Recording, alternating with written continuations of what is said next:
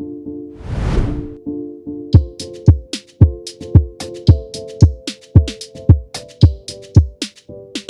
livre du mois. Bonjour à tous, soyez bénis en Jésus et bienvenue à ce nouvel épisode. Nous allons parler aujourd'hui de la lettre que Paul a écrite aux Romains. Encore une fois, lettre ou épître aux Romains. Le mot épître signifie tout simplement que la lettre a été écrite il y a très longtemps. Donc aujourd'hui, on va regarder de près cette lettre qui a été écrite, que Paul a écrite justement pour répondre à un certain nombre de besoins. Laissez-moi vous mettre un petit peu dans le contexte. Au moment où Paul écrit cette lettre, il est en train de terminer son 3e voyage missionnaire. Il est en train de préparer un voyage vers Rome. Il espère donc aller à Rome et ensuite continuer en Espagne. Et au moment où cette histoire se déroule, beaucoup d'enfants de Dieu, après la résurrection de Jésus, se sont déplacés, ils ont migré en différents lieux et certains se sont retrouvés à Rome où ils ont annoncé l'évangile. Donc dans la maison de personnes comme Priscille et Aquila, dont on nous parle aussi dans le livre des Actes des Apôtres, on va voir que des enfants de Dieu se rassemblaient et une église donc tenait des activités dans cette maison. Donc dans ce contexte où Paul préparait son voyage, il va dicter sa lettre à une personne du nom de Tertius et cette personne-là va communiquer le message que Paul avait envie de communiquer à cette personne. Donc la lettre de Paul comprend 16 chapitres et elle est un peu difficile à lire et à comprendre. Donc je vous encouragerai lorsque vous allez le faire à vraiment prêter attention à tout ce que la lettre dit et tout ce que Paul dit et comment il le dit. Parce que dans cette lettre, Paul va utiliser un langage qui est un petit peu double. Et vous allez retrouver dans la lettre plusieurs mentions telles « je parle à la manière des hommes » ou à la fin de certains discours, Paul va faire la déclaration « certes non » pour montrer que certaines affirmations qu'il a relatées dans sa lettre faisaient référence à ce que la majorité des personnes croyaient, mais pas forcément à la vérité du message de Jésus. Donc on doit être très attentif à ces détails-là lorsque l'on lit la lettre de Paul et si on veut s'assurer de bien comprendre le message qu'il est en train de véhiculer. Quel est le contenu de la lettre de Paul aux Romains? Donc plusieurs éléments vont se retrouver dedans. D'abord, dans la ville de Rome, il y avait des enfants de Dieu qui étaient d'origine juive, mais la majorité des enfants de Dieu qui étaient à Rome n'étaient pas d'origine juive. Et il y avait en plus de cette communauté, bien sûr, des personnes qui n'étaient pas enfants de Dieu. Et finalement, il y avait des personnes qui étaient juives et qui continuaient de pratiquer la religion juive. Donc pour les premiers enfants de Dieu qui vivaient à Rome, il y avait une très grande pression de la part des anciens juifs qui étaient devenus enfants de Dieu, mais aussi de la part des juifs qui n'étaient pas enfants de Dieu, qui poussaient ces enfants de Dieu à pratiquer la loi juive comme s'ils étaient juifs. Et ça, c'était vraiment une pression qui s'exerçait sur ces personnes-là. Et Paul a écrit pour régler ces questions. Donc, ce que Paul explique dans cette lettre, il montre clairement que la loi juive n'a jamais sauvé personne. La loi juive n'est pas le canal par lequel nous sommes sauvés ou nous serons sauvés. Nous sommes sauvés aujourd'hui parce que nous croyons en Jésus, parce que nous avons donné notre vie à Jésus, pas parce que nous marchons selon la loi juive.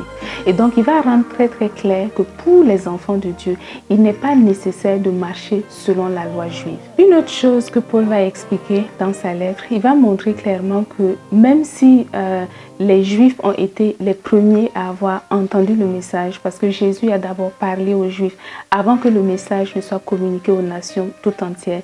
Ce n'était pas pour dire que les Juifs étaient meilleurs aux autres. Et surtout, il faut qu'on se souvienne que ces Juifs-là, en majorité, n'ont pas accepté le message que Jésus a donné. Donc encore une fois, pour nous montrer que nous ne devons pas chercher à faire comme les Juifs, mais nous devons plutôt chercher à suivre Jésus qui nous a apporté un message nouveau. Et un exemple qui donne pour illustrer cela est l'exemple d'Abraham, où il va montrer que la promesse qui avait été faite à Abraham, que sa descendance allait régner pour toujours, cette promesse-là s'est accomplie plus tard, mais la bénédiction qui était à Abraham n'a pas été transférée de manière équivalente sur tous ses enfants. Donc Ismaël a reçu une certaine bénédiction, Ésaü a reçu une certaine bénédiction, et finalement quelqu'un comme David, qui était de la lignée d'Israël, a été celui à qui de manière spécifique Dieu a promis que le Messie viendrait à travers sa lignée. Donc Paul montre que nous ne devons pas nous soucier du peuple d'Israël de manière spécifique parce que Dieu lui-même veillera sur eux et Dieu lui-même veillera à ce que chacun mérite, il le reçoive en temps opportun. Un autre élément que Paul a abordé dans cette lettre que je veux souligner à partir notamment vers la fin de sa lettre, il va donner des recommandations générales pour favoriser la vie en communauté. Rappelez-vous de ce que je vous ai dit, il y avait beaucoup de personnes qui vivaient là. Il y avait des juifs, des non-juifs, il y avait des enfants de Dieu, des non-enfants de Dieu. Donc vous pouvez imaginer que dans un décor pareil, il n'allait pas toujours être d'accord sur tous les points. Il n'allait pas être d'accord sur la circoncision, il n'allait pas être d'accord sur les fêtes, quand est-ce qu'il fallait les faire ou pas, etc. Donc il y aurait beaucoup de divergences et Paul va insister vers la fin sur la nécessité de vivre ensemble et de tolérer les différences qui pourraient exister.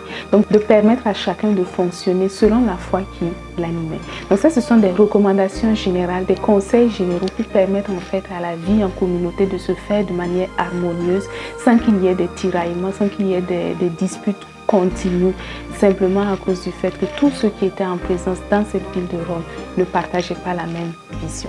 Et finalement, le dernier chapitre de la lettre de Paul aux Romains va constituer justement cette salutation que Paul va adresser à un certain nombre de personnes. Voilà, et c'est là qu'il va aussi mentionner les détails entourant l'écriture de la lettre telle que nous l'avons étudiée. En quoi la lettre de Paul est importante pour nous aujourd'hui? Donc, la lettre que Paul a écrite va amener un éclairage nouveau sur un certain nombre de sujets. Par exemple, si vous voulez comprendre davantage quelle est la relation entre la chair et les œuvres de la loi de Moïse, ce sont des éléments que Paul va clarifier à travers sa lettre. Il va aussi, à travers sa lettre, expliquer un certain nombre de points. Donc, en tant qu'enfant de Dieu, quels sont les bénéfices que nous pouvons savourer? Quels sont les avantages dont nous bénéficions? Par exemple, il va nous montrer que rien ne peut nous séparer de l'amour de Dieu pour nous. Il va nous montrer que, en tant qu'enfant de Dieu, il n'y a aucune condamnation possible pour nous parce que nous avons été totalement affranchis, totalement libérés, pardonnés par l'œuvre que Jésus a accomplie pour nous sur la croix. Et enfin, une dernière chose qu'il va montrer, c'est que nous ne sommes pas appelés en tant qu'enfants de Dieu à marcher selon la loi de Moïse. Donc, il va insister sur le fait que la loi de Moïse, l'ère pendant laquelle cette loi de Moïse devait être en vigueur, a définitivement pris fin. Et nous, aujourd'hui, nous devons nous concentrer sur Jésus et regarder à lui qui est la source de notre salut, le salut des Juifs, mais aussi le salut des non-Juifs, peu importe où ils se trouvent partout sur cette planète. Soyez bénis en Jésus. Bonne lecture de la lettre de Paul aux Romains et à très bientôt. Suivez-nous sur les réseaux sociaux, sur Facebook, Instagram à l'adresse Jeunesse Foundation. Visitez notre chaîne YouTube à l'adresse Jeunesse Foundation et visitez notre site web à l'adresse www.fondationjeunesse.org. Nous y postons des ressources qui sont accessibles gratuitement, qui vous aideront à grandir dans votre relation avec Jésus.